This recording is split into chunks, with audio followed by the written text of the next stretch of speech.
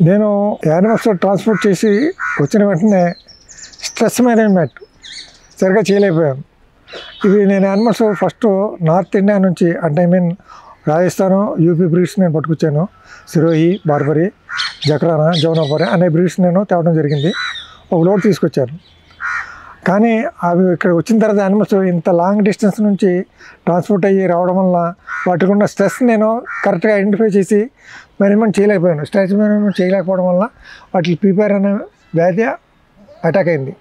పీపైర్ వ్యాధి అటాక్ అయింది. దాని లక్షణాలు నాకు తెలిసినప్పుడు కూడా దానికి కావాల్సిన ట్రీట్మెంటు నేను సొంతంగా చేసుకోలేకపోయాను. అంటే వ్యాక్సిన్ చేసుకోవడం కానీ వ్యాక్సిన్ కంటే ముందు వ్యాధి వచ్చేసింది కాబట్టి అప్పటికే వ్యాధికి కావాల్సిన ట్రీట్మెంట్ చేయడం కోసం నేను డాక్టర్ని కన్సల్ట్ చేసి డాక్టర్ని తీసుకొచ్చి చేయడం వాటికి సరైన వైద్యం అందడం అనేటప్పటికీ సమయం మించిపోయింది. లేట్ అయిపోవడం వల్ల చాలా మోర్టాలిటీ వచ్చింది. అందువల్ల వ్యాక్సిన్స్ అనేవి ఎంత ఇంపార్టెంట్ అనేది నేను ప్రాక్టికల్ తెలుసుకుని అప్పటి నుంచి నేను వ్యాక్సిన్స్ కరెక్ట్గా మెయింటైన్ చేయడం జరుగుతుంది.